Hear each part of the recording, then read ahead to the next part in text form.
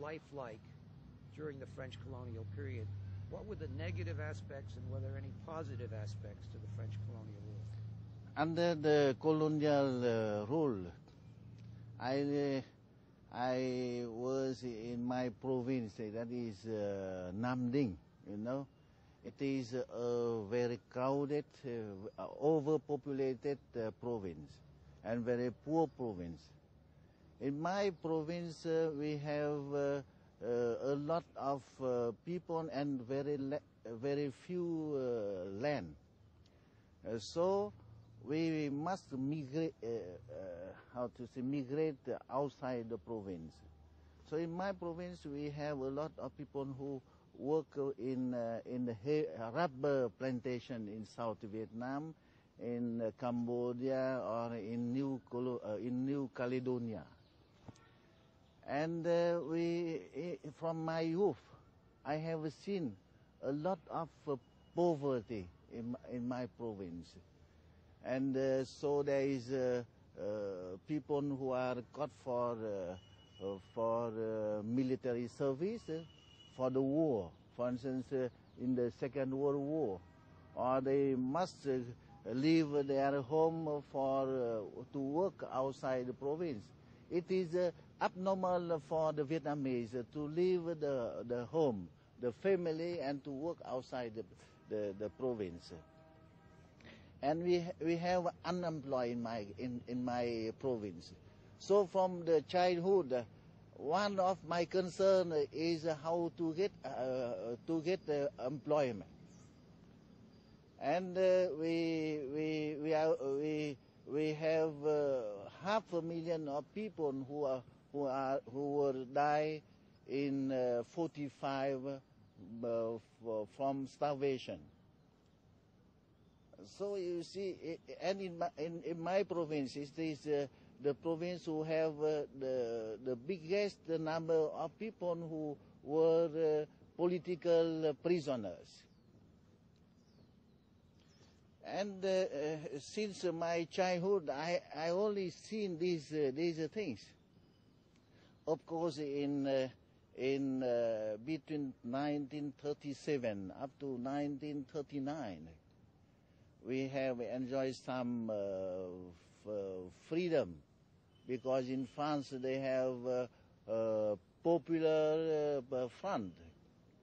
So there is some importation of press and so on to my country. So we can see something about the world and so on. And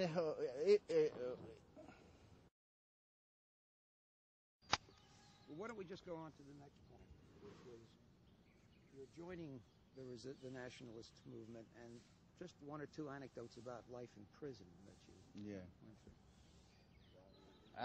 I was in jail when I was 18 years old.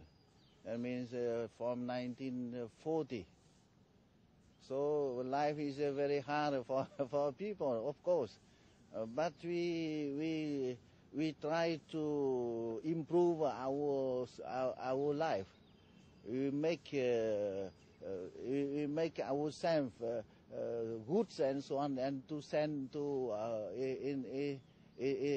outside the prison. And in jail we have no book, no papers, and so on. But we can get it by illegal means, and we can publish inside the prison some journal, some review, and I was the people who draw to illustrate the papers, and really in jail it is a school for us. We can teach each other, and we can train militarily, so that outside the prison we could be a soldier.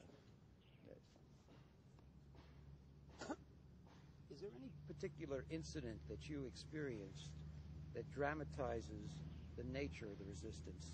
Something that you... Stop there. Yeah. No problem with that. was much. Can you recall any specific incident that occurred to you during the resistance? When did it take place and where and what happened? The hardest time is from 47 to 49. Excuse me, you got to repeat the subject. Yes. The hardest incident Yes, during the resistance. During the resistance war against the French, the hardest time is from 47 to 49. I was commanding the headquarters of General Giap to retreat to avoid encirclement of French parachute troops in the fall of 47, and we were twice in encirclement, but we can how to say break and to be in the safe place. But you know, it is the headquarters of General Giap. And during the French resistance, we have very hard time because the supply of food is very, very, very frequent. So for 1 year, we have only every day 2 bowls of rice. Now the ration now is very, very little. Even now, we have 6 bowls per day. But in that time, we have only 2 bowls of rice per day. And still in the jungle to fight against French. Some historians have suggested that President Ho Chi Minh would have preferred to avoid violence and negotiate a settlement with the French. Do you agree with that thesis? Do you think, what was President Ho's strategy? Did he want to avoid violence? Was he, Philippe de Villers suggests he might have been another Gandhi, that he was, what is your view on that? He would like to avoid the President Ho Chi Minh strategy. You know, he would like to avoid war and violence. It is his policy. But he was forced to go to war, because you know, from 45 up to 47, he had to try many times to have the negotiation settlement with France. But France had a very, very hard policy. That means by negotiation, they would like to re-establish colonial rule on our country. Even after during the war in 47, he had to try also to negotiate with France, but France had denied the peaceful way for our country to gain independence. Let's go up to the Geneva Conference of 1961 and 1962, which you attended. There were some observers who said that the model of neutrality for Laos could have been applied to South Vietnam. Could you discuss that? The settlement of Laos question on the Geneva Conference in 61-62 really have set a model for the settlement of the South Vietnam question, because you know the Liberation Front of South Vietnam have many times proposed some kind of Laos peaceful model for the South Vietnam, and the Americans have rejected it. And Prince Sihanouk also in that time have proposed some kind for not only for Laos, for South Vietnam and Cambodia too, and it was rejected by American. So you think that you could have accepted a neutral South Vietnam? Yes, that's so. Could you repeat that? We in that time the front have proposed some kind like it looks like the model of Laos, and we have supported the Liberation Front of the South Vietnam. Could you recall a little bit what it was like negotiating with Mr. Harriman, Averell Harriman, and the American delegation? What kind of impression did they make on you at the Geneva conference? In that time, in the Geneva conference in 61, 62 on Laos, through this conference, we would like to know what is the position of American on South Vietnam and on Cambodia on Indochina as the whole. But by this contact and by this negotiation, we realize that United States would like only to neutralize Laos so that USA could concentrate their forces to destroy the revolution in South Vietnam and to destroy the neutrality of Cambodia. Could you recall some? That's very good. You really are. You're... The same thing? Yeah, could you just make a statement saying that if Yes, in fact, I don't want to make the statement for you, but the position of the Democratic Republic of Vietnam in 1962 was that you favored a neutral South Vietnam. Our position in 61, 62, and even up to 64, the Democratic Republic of Vietnam are supporting the idea of neutralization of South Vietnam, and we are supporting in that time the policy of the Liberation Front in South Vietnam. Let me just go on to the next. Go back for a moment to the 1962 conference. I just wondered if you had a few personal impressions of what it was like to negotiate with Mr. Harriman, since it's the first time you negotiated with an American. How was dealing with him personally? Personally, we have very little contact with the USA delegation, because they would like to avoid any contact, any discussion on the matter concerned between the two countries.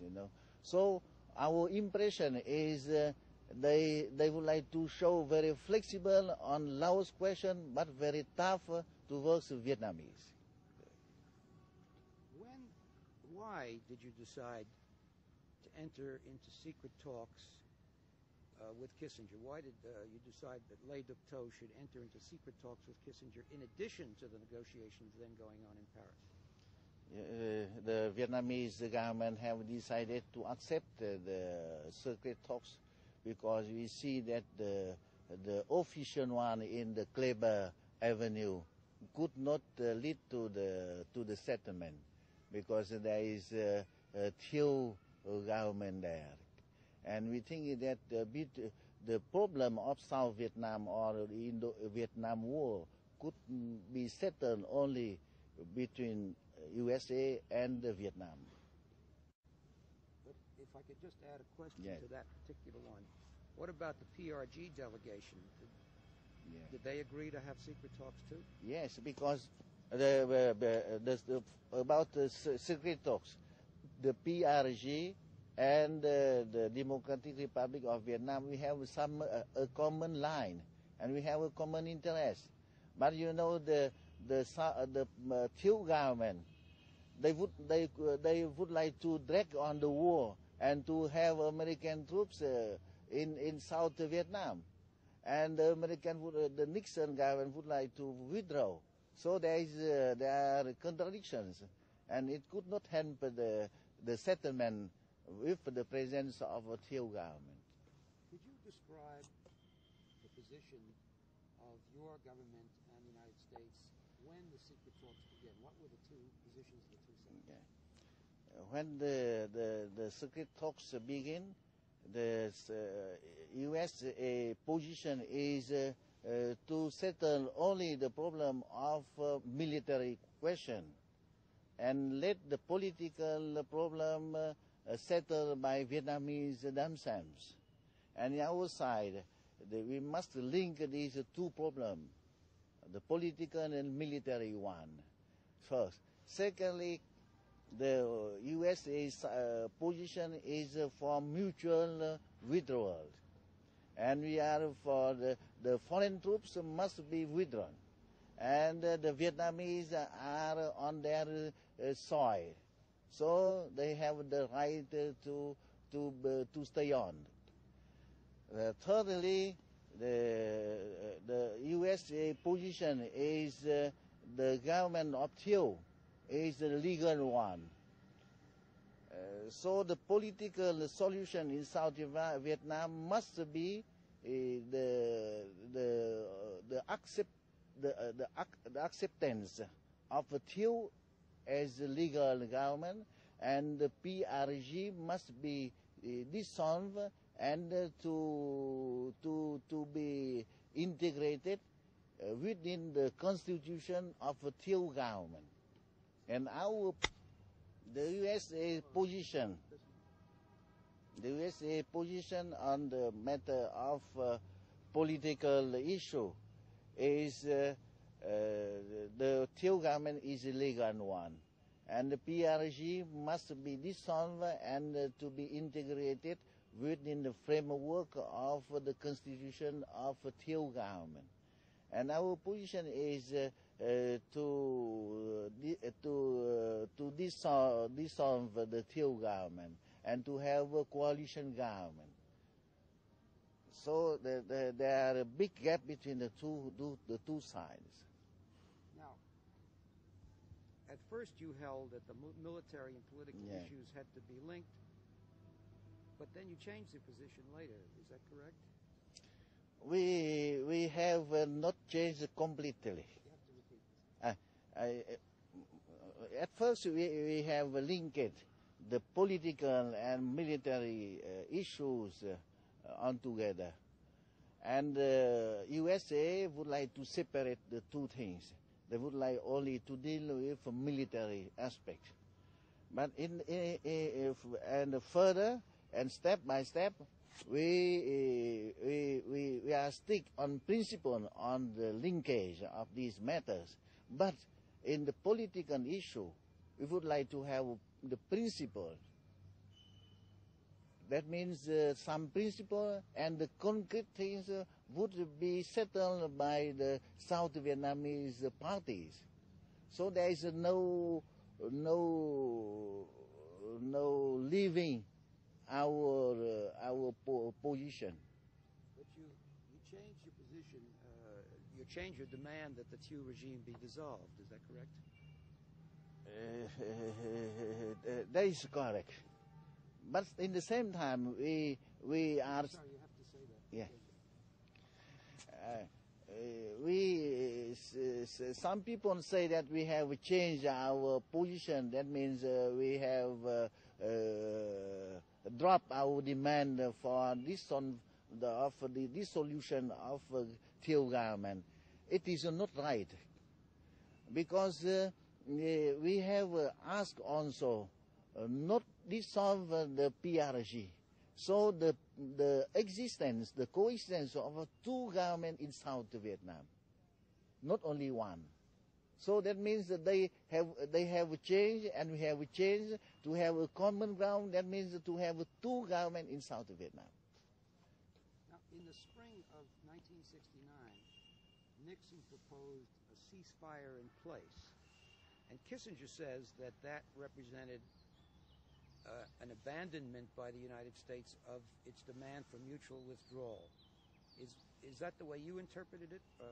And if so, why didn't you accept the proposal in early 1969?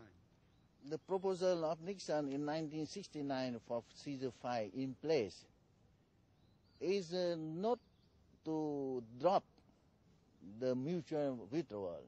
It is not right.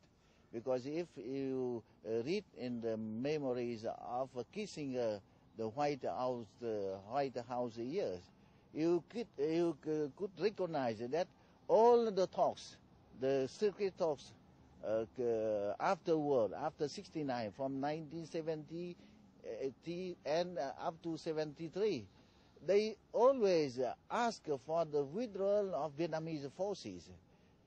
Although they say that in principle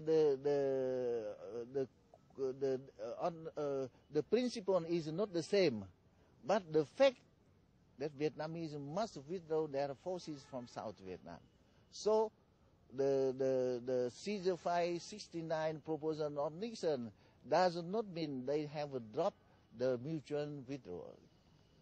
Well, at what point in the negotiations did the ceasefire become possible? What was the breakthrough point at which you began to reach an agreement? The breakthrough point was in October 1972, from 8 October to 11 October. The ceasefire became possible. And in 8 October we have a new proposal. That is the American troops withdraw. Secondly, in South Vietnam there will be a National Council of Reconciliation and Concord, and to help the two parties in South Vietnam to make possible the elections, general elections, and to solve the political question in South Vietnam. And thirdly, the Vietnamese forces in South Vietnam must be settled by the South Vietnamese parties, and the ceasefire, and the last one is the release of prisoners, and to investigate for the MIA, you know. And at that, Sorry.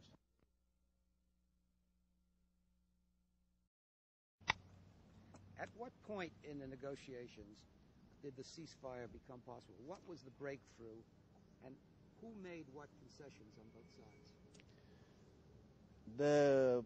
The breakthrough point for the negotiation and leading to ceasefire, it was in the beginning of October 1972. On October the 8th, 72, Le Duc Tho have put a very new proposal. That means we have dropped the demand for the dissolution of Thieu government, and we accepted that both governments in South Vietnam would coexist. In the meanwhile, we propose setting up of National Council of Reconciliation and Concord. Again, please. Repeat it again. Yeah. Sorry. Okay. The breakthrough point leading to ceasefire, it was in October 72. On the 8th October 72, Le Duc Tho have made a proposal. In this proposal, we have dropped the demand for dissolution of Thieu government, and we propose to have that the two governments in South Vietnam coexist, and to set up a National Council for Reconciliation and Concord, so that they can help the two parties to settle the problem in political problem in South Vietnam, and to bring about the general elections. And the Vietnamese forces in South Vietnam must be settled between the South Vietnamese themselves. So this proposal have met the positive attitude from the response, positive response from Kissinger, and we have negotiated from 8 October to 11 October, and we can come to a conclusion that, broadly speaking, we have concluded the agreement. Was at that that stage that Kissinger dropped his demand that the North Vietnamese troops in the south have to be withdrawn?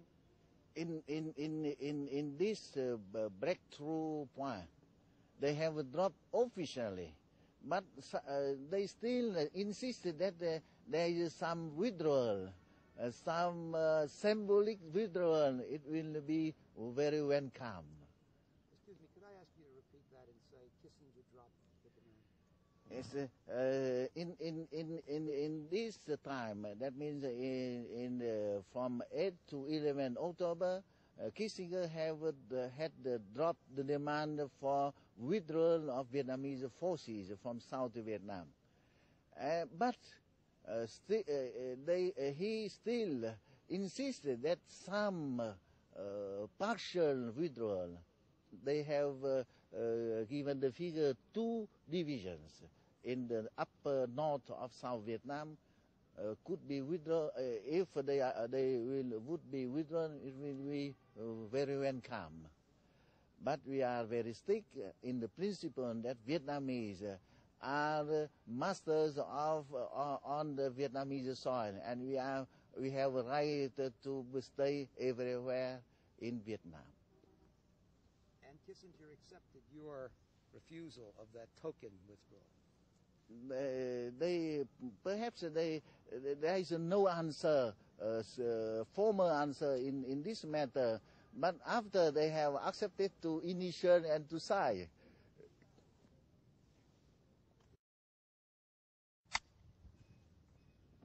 What was Kissinger's reaction to your refusal to withdraw 2 divisions? To our refusal to withdraw the 2 divisions of North Vietnamese from South Vietnam, Kissinger, of course, could not say formally that the USA have dropped his demand, because after the Christmas bombing, they still rise again this question. In our thinking, first, why they are stick in this question? Because as long as the Vietnamese forces are still in South Vietnam, so there is less probability for the USA to maintain its influence in South Vietnam. Secondly, if we consider this principle, that means that the principle of unity of Vietnam is no more valuable. And we are stick on the principle that Vietnamese are masters on their soil, and we are free to stay anywhere in Vietnam as we like. And thirdly, we think that the USA would like to ask for withdrawal to have Thieu joining the agreement. Let me ask you why, could you explain why you, Le Duc Tho, made a new proposal on October 8th? Now, one suggestion that's been made, Kissinger has made it, that Nixon's trips to China and the Soviet Union were a factor in your decision to make this new concession. Could you comment on that? I think it's if you see that after the trip, Nixon trip to China, we have this could not shake our will, and we have launched the spring offensive, and we have consolidated our position after the spring offensive. And that means the trip of Nixon in Peking could not force us to put concessions. After only the consolidation of our position militarily and politically, we have put this proposal. Could you comment on your feelings about Nixon's trip to Moscow in May of '72? Yes, there was the trip of Nixon in Moscow. But the trip of Nixon in Moscow is very different from the trip of Nixon to Peking, because Peking, after the trip of Kissinger to Peking in July 1971, we have realized very clearly that China had betrayed Vietnam, very, very clearly. But the trip of Nixon to Moscow, you can see it in the memories of Nixon and other journalists who had reported on this trip that Brezhnev and the Soviet Union have supported very strongly our position. This is quite different of the visit of Nixon to Peking. Could you be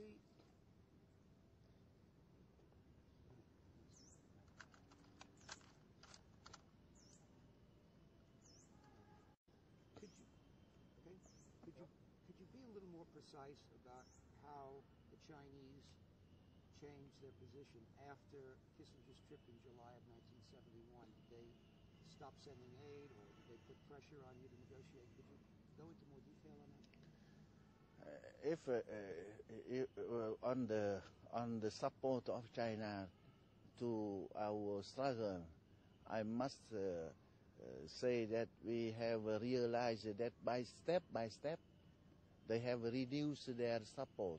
And on 71, we see that it is a turning point. It is not only to reduce aid, but it is a betrayal. From 1958, we have seen that they did not support our armed struggle. They advised us on only political struggle, not armed struggle. And in 64, they have advised us to not to receive aid from Soviet Union and to receive only aid from China. And we see that they would like to monopolize to have our struggle on their hands only, you know. And in 1966, we would like to have negotiation and at the same time fighting. And they say that only fighting, not negotiation. So in that time, Taylor was very right to say that the Chinese are determined to fight the USA up to the last Vietnamese. And in 71, after the visit of Kissinger, they advised us to accept the position of USA.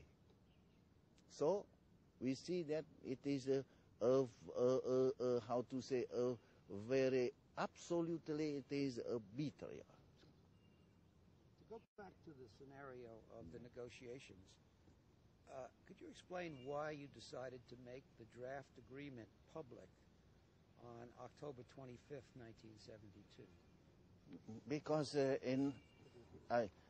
we have make public the draft agreement on the 25th October 1972, because on the 20th October, Kissinger have promised to initiate this agreement in Hanoi. But in the 23rd, Kissinger have asked Vietnamese to have another round of negotiation to finalize the agreement. So we see that it is a kind of revise the agreement and to drag on the negotiation after the election. We realize it. So we make it public so to inform the opinion, the trick of USA in the negotiation, and to put them on facing many options, whether to say that it is not agreement, so, or to say that it is agreement and they would like to put some amendment, to reject it or to accept it. before the opinion, before the election.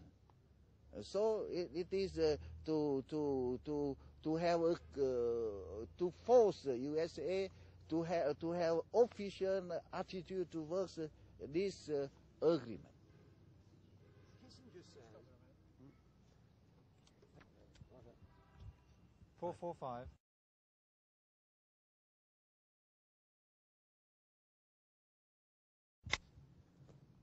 Why did you make the draft agreement public on October 20th? We have made public the draft agreement on the 25th October because we would like to inform the public, the international opinion, world opinion, that the agreement was agreed upon between the two parties, and now they would like to, whether they would like to tear it, or to accept it, or to revise it.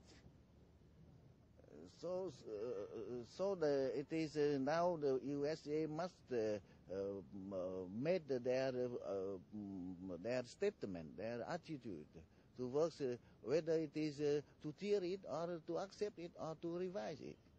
And in our thinking, we think that they would like to revise it after the election.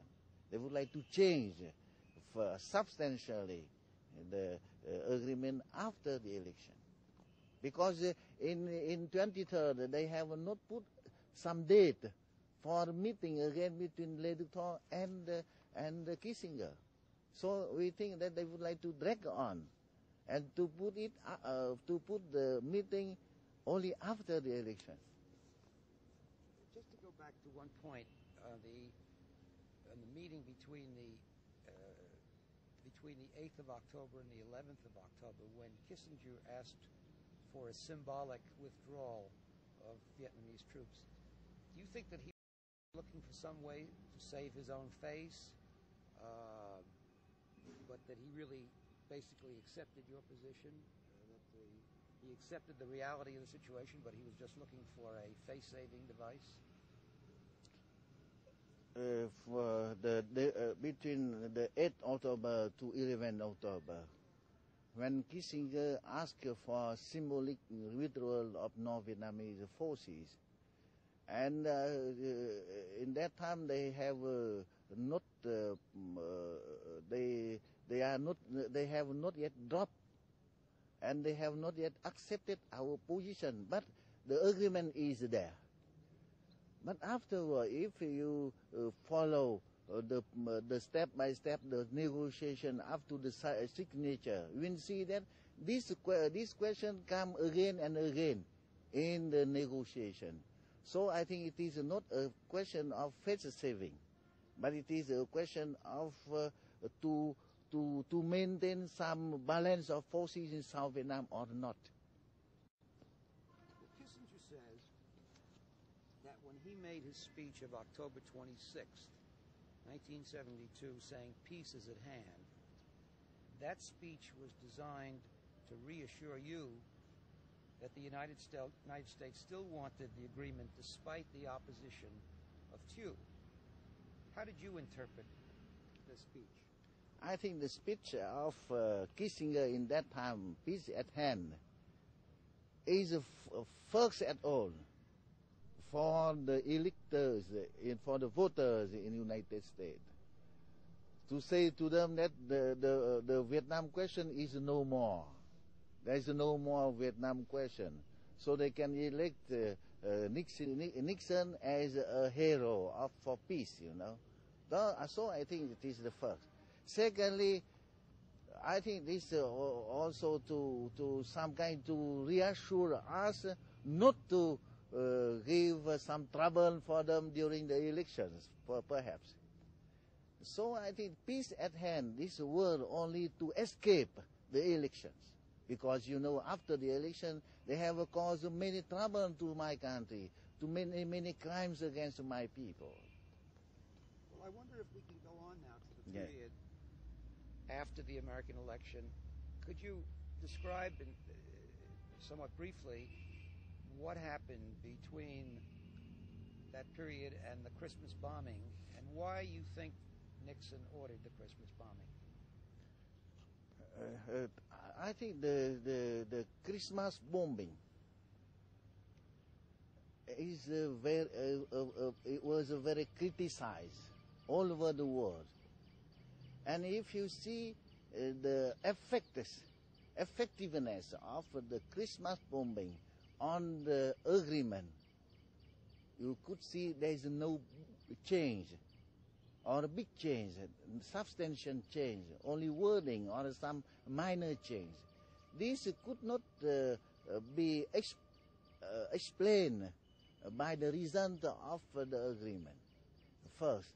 Secondly, the bombing could not shake our will. So what is the objective of the bombing? The objective of bombing, in our opinion, is to destroy Vietnam because before signature.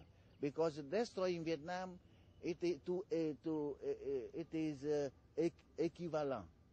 No. It has the same value as to withdraw the North Vietnamese forces from South Vietnam. This is a potential to maintain a decent interval in South Vietnam. And secondly, we think this only also to show to Vietnamese that if the agreement would be violated, the USA could intervene, as they have done. And perhaps there is another interest in the bombing, is to show to Thieu government the USA are always with Thieu. You watched the way Kissinger negotiated.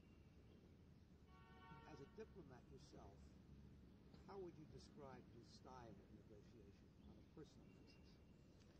I must say that I appreciate very much his intelligence. About the style of Kissinger in the negotiation, I think we must say that he has a great intelligence. But one thing is not very intelligent, because he is believing on trick and lies and Machiavellic means to achieve his end. So he has no knowledge about his interlocutors, that is Vietnamese, because we have experiences. 3 times a negotiation with USA, so we have experiences. Let me ask you a question that's not on the list. But You have lost a question. I'm going to get to that.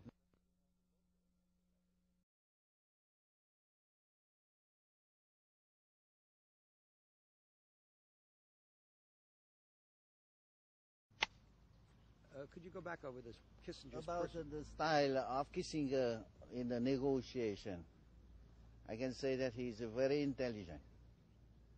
But at the same time, he is not so intelligent because he is believing on trick, lies, and Machiavellic means to achieve his ends.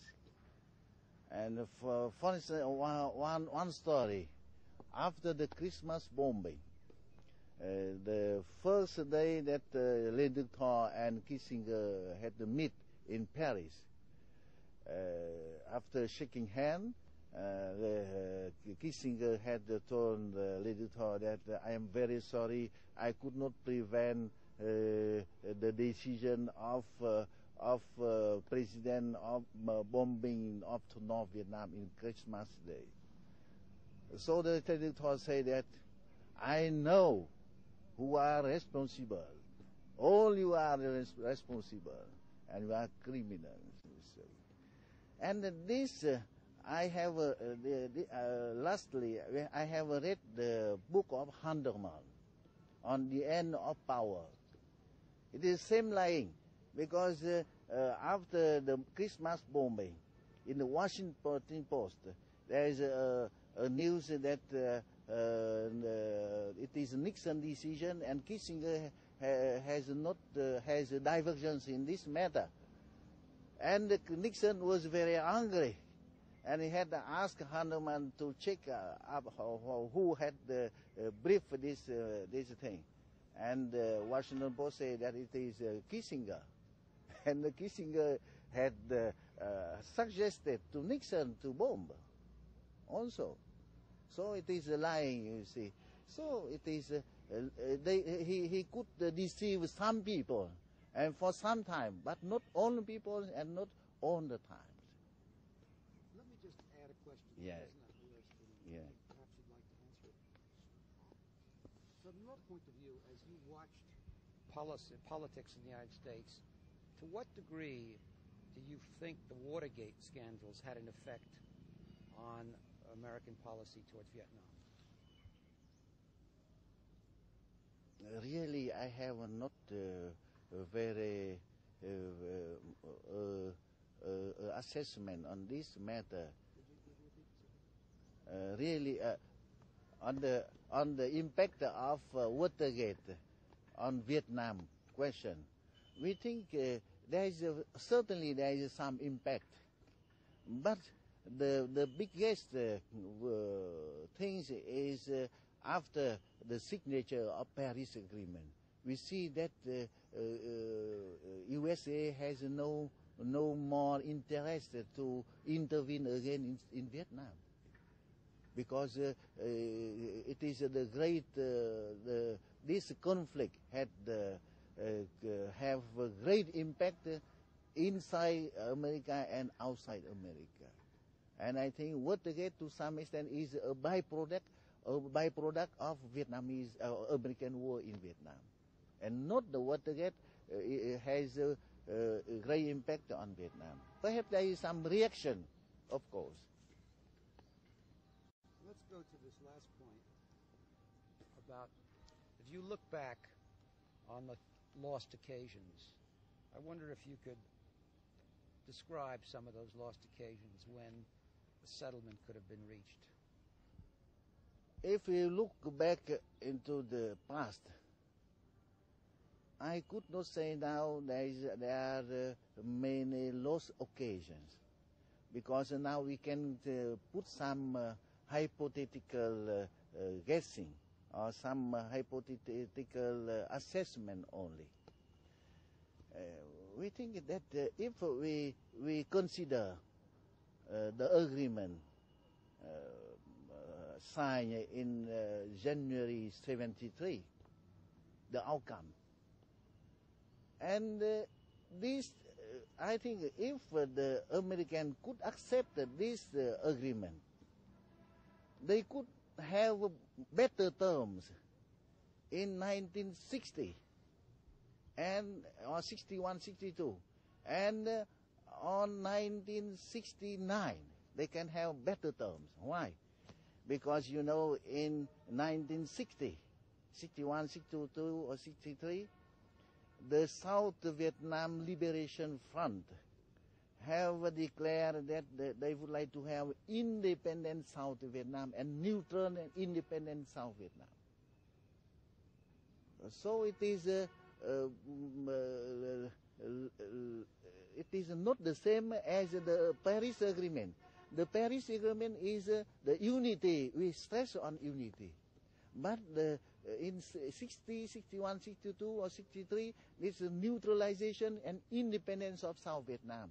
Of course, they have said that our long-term objective is for unity. But the independence is there. But in the Paris Agreement, there is any word on independence of South Vietnam. Only self-determination. So in 69 and 70, we have proposed a coalition government coalition government. And in that time, after the Tet Offensive, the Sphinx, the Phoenix operation have wipe out many of. Stop, I'm sorry. Yeah, start again in 1969, and then Yeah. do it as a separate piece. Huh? Very good. Yeah.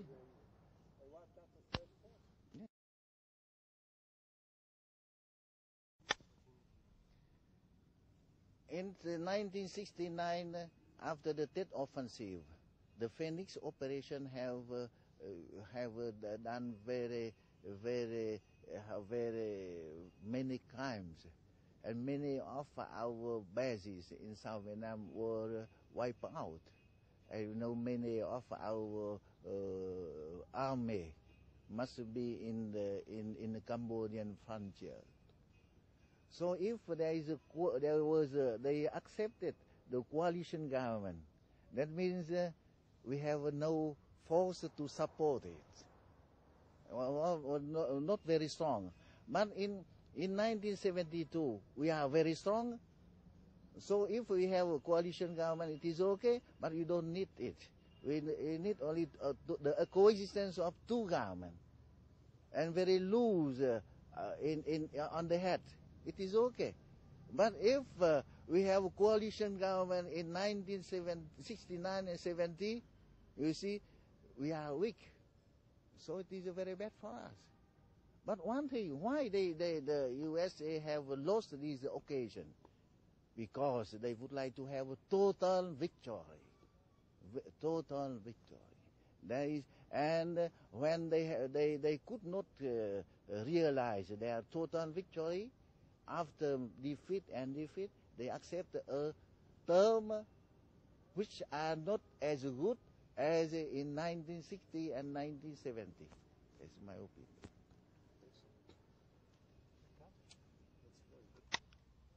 Could you go back and tell us a little bit about your family and your father and your own childhood recollections? My father was a peasant, very poor peasant, and after sometimes they could not pay the how to say the tax or the fees to the landlords, you know. So he had lost his land, and he must go to work in the mine for tin, you know, very that is not good for the hand, you know. And for myself, in my childhood, biggest worry of myself is unemployment, because in my province there is a lot of unemployment, and in my village the people are very poor. You know, we have no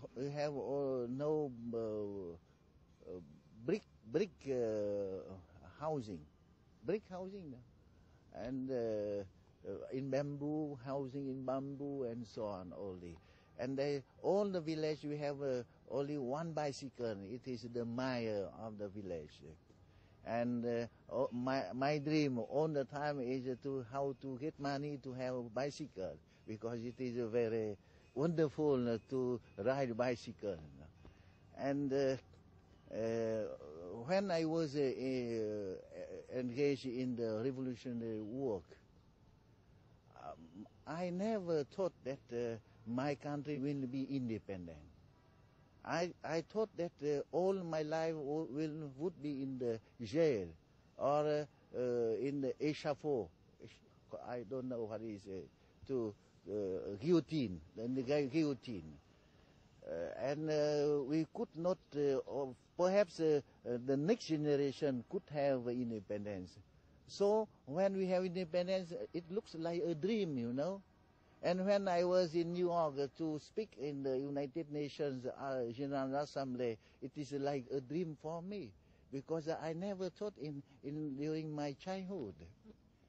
So some people, some journalists have asked me, your country, your people have endured, have suffered so much sacrifice, and now you would like to force your people to accept more sacrifice. When you will stop to force them to accept this sacrifice? I have told them, you don't know. Look, my village, for instance, when I was young, they have no brick housing, only bamboo, and now they have all the brick housing. And in my village now, not only the mayor have a bicycle, but all the villages they have bicycle, and not only one, 2 or 3. And some people they don't know to ride, but they buy bicycle and for their children afterward, you know. So the life now is much more better than before. So they could accept more sacrifice to defend the acquisition, the victories, the success, and the revolution have given to them now. So if we have only sacrifice, we have nothing to gain. So we could not ask them to sacrifice. So they have more gain than sacrifice.